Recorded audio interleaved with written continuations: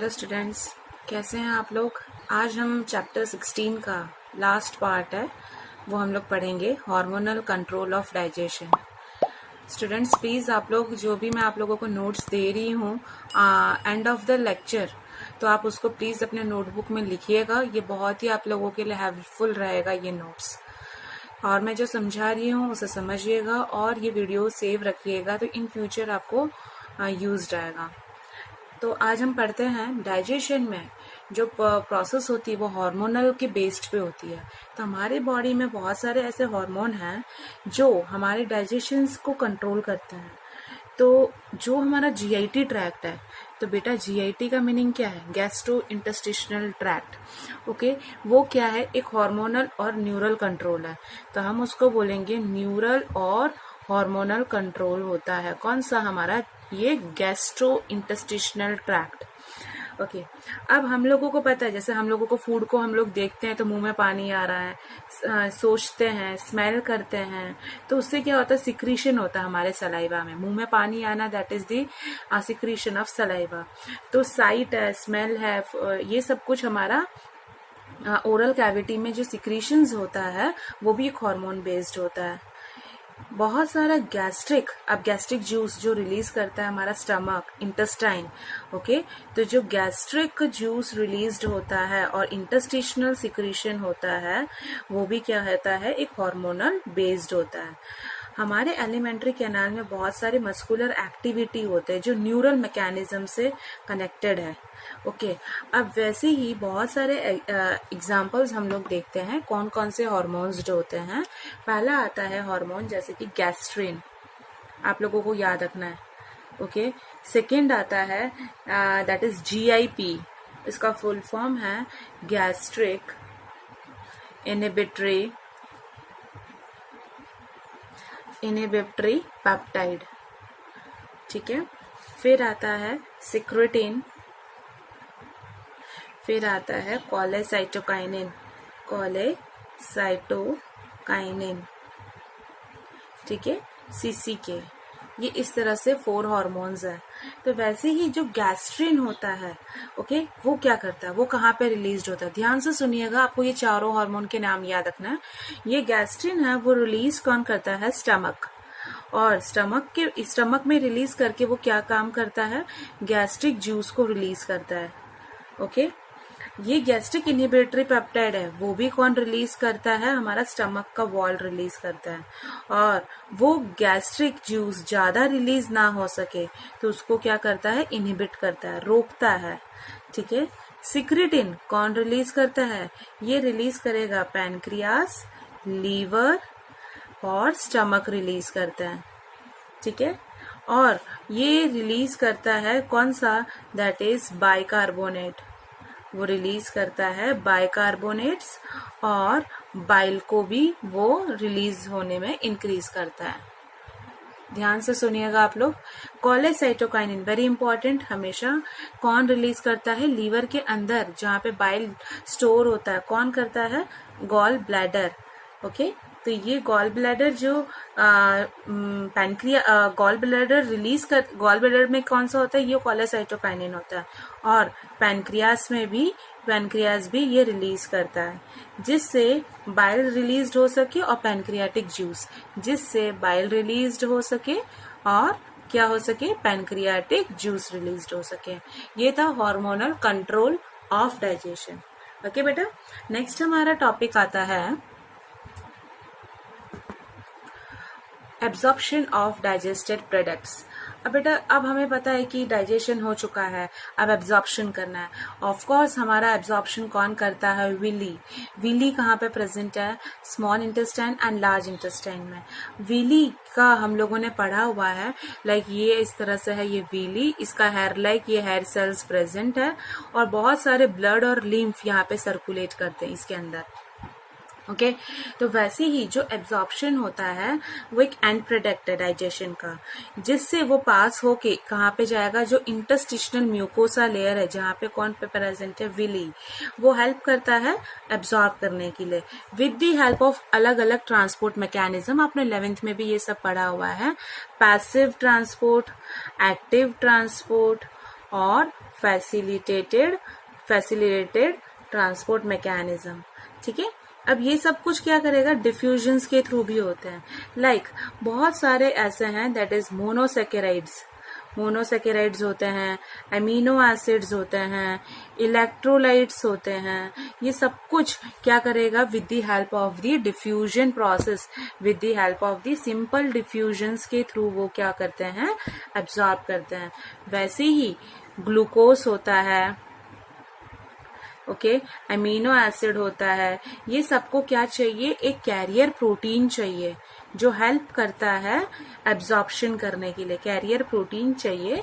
और वो एक फैसिलिटेटेड का मीनिंग है इजीली ट्रांसपोर्ट मैकेनिज्म हो जाना।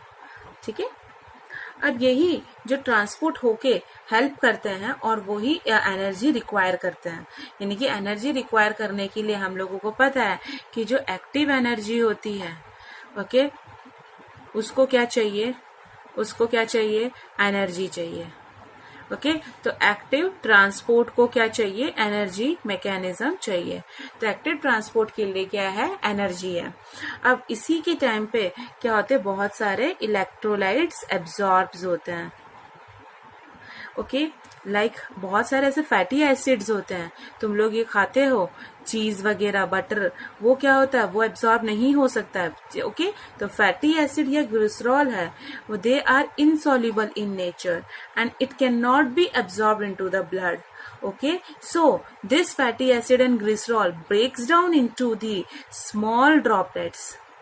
Okay, this fatty acids and glycerol, they are insoluble and doesn't absorb into the blood, so it can be just converted into the small droplets and to form a micelles. Okay, and this micelles now moved into the interstitial mucosa.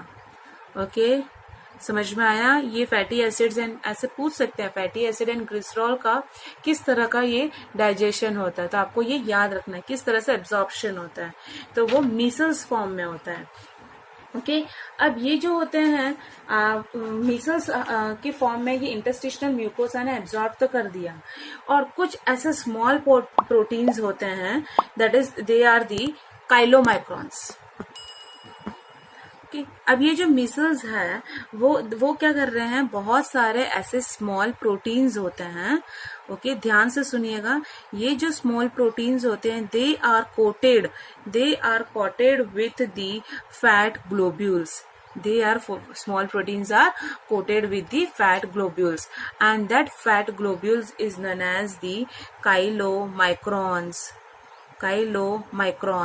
बहुत important है, पूछा जाता है।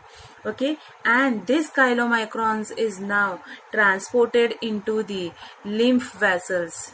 Now these are transported into the lymph vessel in the villi में क्या है, lymph vessels भी है और ब्लड स्ट्रीम भी है। And this lymph vessel ultimately release the absorb substance. Okay, यहाँ पे जो एब्जॉर्ब किया था, तो जो एब्जॉर्ब हो चुका है, तो ये लिम्फ वेसल क्या कर देगा, कहाँ पे डाल देगा, ब्लड स्ट्रीम में डाल देगा। क्योंकि जो क्या है, अच्छे वाला खाना है जिससे हमें एनर्जी मिल रही है, तो ऑफकोर्स ब्लड ही में ही जाने देगा। तो maximum absorption takes place in the small intestine. Got it? ये था हमारा एब्जॉर्प्शन वाला। ध्यान से सुनिएगा, ध्यान से समझिएगा। आप लोगों को वीडियो के एंड में आपको नोट्स भी मिलेंगे, आप उसको ही लिखिएगा। ये समझने के लिए आप लोग एक बार फॉलो ऑन करिएगा। नेक्स्ट टॉपिक आता है, what do you mean by the assimilation. The absorb substance, okay, जो एब्जॉर्ब कर लिया किसने, स्मॉल इंटेस्टाइन ने, फाइनली अब वो कहाँ पे, ब्लड स्ट्रीम में चला गया है ना, तो फाइनली वो ब्लड स्ट्रीम से कहाँ पे जाएगा, टिश्यू में जाएगा, जिससे वो अपनी एक्टिविटी कर सके। हमें एनर्जी कब मिलती है, खाना खाने से मिलती है। तो वो जो एब्जॉर्ब सब्सटेंस है, ध्यान से सुनना बेटा, एब्जॉर्ब सब्सटेंसेस है, वो कहाँ पे जा रहा है, वो फाइनली एक टिश्यू रीजन में जाके वो यूटिलाइज करेगा बहुत सारे एक्टिविटीज करवाने में। ओके, तब जाके हमारा फूड का जो डाइजेशन क्या हुआ, सक्सेसफुल हुआ। ओके, अब है नेक्स्ट है इजेशन, जो अनडाइजेस्टेड है, जो काम का नहीं है, अब उसको भी फीकल वेस्ट को बाहर डिफिकेशन करना है, तो जो ये इजेशंस होते हैं, तो digestive waste, okay, they are formed in the feces, feces बोलते हैं उसको, याद रखिएगा, फीसेस, ओके। एंड फीसेस कहाँ पे स्टोर होता है? दैट इज द रेक्टम में होता है। वहां से हमारा ब्रेन बोलेगा कि भाई तुम लोगों को क्या हो गया है, अनडाइजेस्टेड फूड क्या हो रहा है, एक्यूमुलेशन रेक्टम में हो चुका है, तो एक न्यूरल रिफ्लेक्स आएगा। पता चलता है ना, सुबह तुम लोगों को ऐसे एक मोशन के लिए एक रिफ्लेक्स आता है, तो जो एक कॉज करता है अर्ज और डिजायर, यानी तुम लोगों को अब ऐसे प्रिपेयर हो रहे तुम माइंडली, किसके लिए? फॉर द रिमूवल पर्पस के लिए, फॉर इट्स रिमूवल, ओके। तो एक रिफ्लेक्स आर्क देता है। तो इजेशन प्रोसेस क्या है? फीकल वेस्ट को एनल ओपनिंग से बाहर निकालना, एनल ओपनिंग से फीकल वेस्ट को बाहर निकालना, उस प्रोसेस को हम लोग क्या बोलते हैं? दैट इज डिफिकेशन, उसको हम लोग बोलते हैं डिफिकेशन, ओके। वो एक क्या है? वो एक वॉलेंट्री प्रोसेस है। वॉलेंट्री यानी तुम खुद के इच्छा से ये कर सकते हो, ओके। तो ये वॉलेंट्री प्रोसेस है। नेक्स्ट टॉपिक आता है बेटा, अब हम लोगों को कौन कौन सा ऐसे फूड आइटम्स और न्यूट्रिएंट्स है जिससे मुझे एनर्जी मिलता है, ओके। तो नेक्स्ट टॉपिक आता है एनर्जी इल्डिंग न्यूट्रिएंट्स। हमें क्या खाना चाहिए जिससे हम लोगों को एनर्जी मिले? हम लोगों को पता है कि हमारे जो फूड होता है उसके अंदर क्या प्रेजेंट है? कार्बोहाइड्रेट्स है, ठीक है, प्रोटीन्स है एंड फैट्स है। जो सर्व करता है, एक हमारा एक मेन सोर्स होता है, चीप सोर्स होता है ह्यूमन के लिए, एनर्जी पर्पस के लिए, जो हम लोगों को क्या दे रहा है? एटीपी दे रहा है, एडिनाइन ट्राइफॉस्फेट। बहुत सारा हीट एक फॉर्म भी होता है, एनर्जी जब रिलीज हो रही थी, हीट फॉर्म तो होने ही वाला है, तो वो हेल्प करता है, यानी कि combustion of all this nutrients to produce the heat, okay. ध्यान से सुनना, that is the heat energy released, जब ये सब कुछ डाइजेस्ट होगा तो कंबशन हुआ, that is released by combustion of 1 gram of food. समझ में आया? हीट एनर्जी रिलीज होता है 1 ग्राम, जैसे फूड कंबशन हुआ, तो उसको हम लोग क्या बोलते हैं? दैट इज, उसको हम लोग बोलेंगे कैलोरीफिक वैल्यू, कैलोरीफिक वैल्यू। समझ में आया? कोई भी फूड आइटम्स का जो रिलीज होना, यानी कि डाइजेशन होके जो कंबशन हुआ, जो हम लोग बोलते हैं, और एक हीट एनर्जी रिलीज हुआ, उसको हम लोग बोलेंगे कैलोरीफिक वैल्यू, ओके। नेक्स्ट आता है बहुत सारे डेफिशिएंसीज एंड डिसऑर्डर। वैसे तो बहुत सारे डिजीज होते हैं, पर प्रोटीन का सबसे मेन होता है, उसमें प्रोटीन रिलेटेड 2 मेन डिजीज है, याद रखना। एक आता है क्वाशवियरकर, ओके, मैंने पोस्टर में इसका ये डायग्राम बताया हुआ है, आप देख लेना कैसे होता है। और दूसरा आता है मैरस्मस, ये 1 to 5 ईयर के बच्चे को होता है। इसमें मतलब मसल्स क्या हो जाते हैं, थोड़े से ज्यादा ग्रो अप हो जाता है, पैर और हाथ छोटे छोटे हो जाते हैं, और बॉडी का ग्रोथ रिटार्ड हो जाता है, यानी कि बंद हो जाता है। ब्रेन भी थोड़ा सा कम हो जाता है, ज्यादा सोच नहीं पाता, वो अपना दिमाग नहीं लगा पाता है। लेग्स क्या हो जाते हैं? स्वेलिंग होते हैं, हेयर रेड कलर के होते हैं, और पॉट बैली हो जाता है। पॉट यानी जैसे वो पॉट होता है ना, वैसा उसका बैली बाहर की तरफ निकला रहेगा, और उसे लूज मोशन हमेशा रहता है। दूसरा आता है मैरस्मस। मैरस्मस क्या होता है? वो एक्चुअली इन्फेंट्स जो 5-6 महीने से कम होते हैं, उन्हीं वाले बच्चों को मैरस्मस सबसे ज्यादा होता है।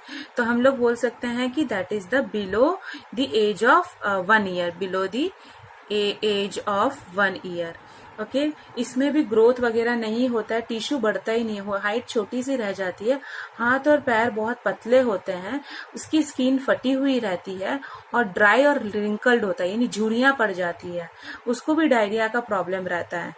हाँ, ये है कि जो जो इन दोनों से बीमारियों से है प्रोटीन, उनको यदि अच्छे से खाना मिलता रहेगा तो उनकी रिकवरी होने की चांसेस होते हैं। दूसरे बहुत सारे ऐसे डिजीज आते हैं, लाइक पहला आता है जॉन्डिस। हम लोगों को पता है जॉन्डिस यानी कि लीवर रिलेटेड डिजीज है। हम लोगों ने बाइल पिगमेंट्स पढ़ा था, बिलीरुबिन एंड बिलीवर्डिन। यदि इन लोगों की कमी हो जाती है तो स्किन येलो हो जाती है और आईज भी येलो होते हैं, तो जॉन्डिस होगा। दूसरा आता है वॉमिटिंग। आप लोगों को पता ही होगा, आप लोगों को भी ये हो चुका है। कब? जब स्टमक में इजेक्ट मतलब कोई भी फूड जा रहा है और वो मोशन नहीं हो पा रहा है, तो वैसे ही ये वॉमिट को कंट्रोल कर नहीं पाता है और वॉमिटिंग होना शुरू हो जाता है। फिर आता है डायरिया, ओके, यानी कि लूज मोशन होते रहना, फ्रीक्वेंसी ऑफ बोवल मूवमेंट होते रहना, और फीकल वेस्ट पूरा लिक्विड जैसा डिस्चार्ज होता है। और इसका मीनिंग है कि इसमें फूड का एब्जॉर्प्शन, स्मॉल इंटेस्टाइन खराब हो जाता है, अपना काम करना खराब करता है। कॉन्स्टिपेशन यानी इनडाइजेशन, खाना पच नहीं रहा है, ठीक है, तो बोवल मूवमेंट क्या हो रहा है, इरेगुलर आ रहा है, 2 to 5 डेज के इंटरवल में आता है, तो वो होता है कॉन्स्टिपेशन। दूसरा आता है that is the indigestion, okay. इस कंडीशन में क्या होता है, प्रॉपरली डाइजेस्टेड फूड नहीं हो पाता है, तुम लोगों को घुटन जैसी महसूस होती है और एंजाइम का सिक्रीशन नहीं होता है, और फूड पॉइजनिंग का भी, या ओवर ईटिंग या स्पाइसी फूड खा लिया तभी भी ये होता है। तो ये था बेटा डेफिशिएंसीज एंड डिसऑर्डर। इसके रिलेटेड क्वेश्चंस देती हूँ, आप लिख लीजिए।